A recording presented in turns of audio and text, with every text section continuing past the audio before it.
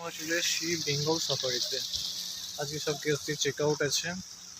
তো চেক আউটের আগে কথা হচ্ছিল যে রাত্রি 9:55 ট্রেন কীভাবে সময়টা আগে কাটানো যায়।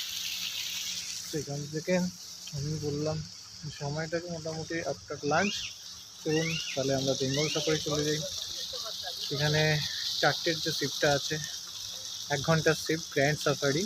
এই বেঙ্গল সাফারিতে 3 ধরনের সাফারি হয়ে থাকে।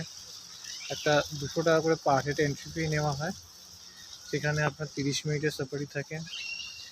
একটা সাফারির জন্য আপনার নেওয়া হয় 300 টাকা, সেটা কম্বো সাফারি থাকে।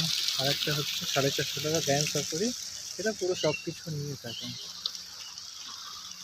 তো এই বেঙ্গল সাফারিটা আজকে থেকে প্রায় 6 বছর, প্রায় 7 বছর হয়ে গেল। এখানে একটা লোকেদের আকর্ষণ আছে, এখানে অনেক রকম অ্যাক্টিভিটি করে রেখেছে। চিলড্রেন্স পার্ক থেকে শুরু করে বড়দের জন্য কিছু কিছু অ্যাক্টিভিটি আছে, যেগুলো ইনহাউসের মধ্যেই করা আছে। এছাড়া আছে ক্যান্টিন, আছে নিজস্ব খানিকটা ঘোরার জন্য পার্কের ব্যবস্থা। সমস্ত দিক থেকে দেখতে গেলে সাজানো গোছানো সুন্দর একটা বলা যেতে পারে পজিশন রেখেছে, যেখানে মানুষ ঘুরতে এসে তার সময়টাকে ভালোভাবে কাটাতে পারে এবং খুব একটা বেশি এক্সপেন্সিভও নয়, যাতে ভালো লাগে। তো যেটা আছে হচ্ছে এরকম, আমরা ধরো 4টে শেষ করি। ধন্যবাদ। আর ফেরাতলা খুব তাড়াতাড়ি আবার আসবো নেক্সট ট্রিপে।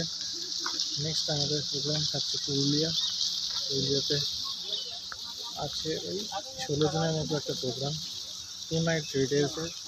1 নাইট অযোধ্যা, 2 নাইটই অযোধ্যাতে অ্যাকচুয়ালি স্টে করা হচ্ছে। আর ওখান থেকে বারাণসী, গড়পঞ্চকোট, জয়চণ্ডী পাহাড় এগুলো ঘোরানো হবে একদিন অযোধ্যা সাইড। ঠিক আছে, তাড়াতাড়ি আসবো। টাটা।